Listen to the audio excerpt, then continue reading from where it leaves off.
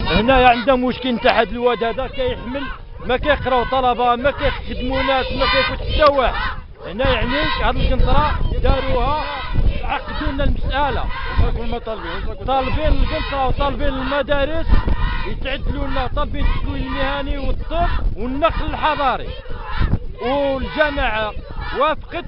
الوكيل الكاتب العام تاع الولايه رفضنا هذا المشكل، ما عرفناش علاش. طالبين ترونسبور يعني نقل العموم، ورحنا طالبين تصحيح التكوين المهني المسجد بالتهديد بالسفر وحنا واحد العدد ديال المشاكل ديال شد حوايج خاصين انا شد حوايج. رحنا مدفونين انا بهذا اخر ما قالش على راهي ركب عليه.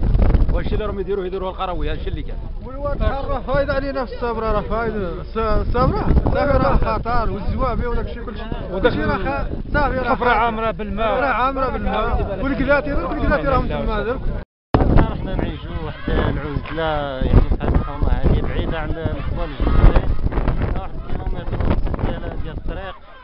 التلاميذ ضايعين، الهدر المدرسي كيساهموا فيه بنسبه عاليه، وما عرفناش هاد الجماعه هذيك كتعكس لنا الطلب اللي كيجينا من الولايه على على الطوبيس ديال الدراسه على 1200 درهم ديال البترول، يعني باش غادي يدير. اما حتى الولايه قالت لنا نعطيكم الطوبيس نعطيكم هذه، ما عرفناش دروك حنايا واش غادي نتبعوا الولايه ولا نتبعوا البلديه ولا نتبعوا الجماعه.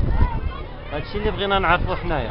دابا هاد الوقفه الاحتجاجيه اللي كنديروها كنطالبوا فيها غير بالحقوق ديالنا.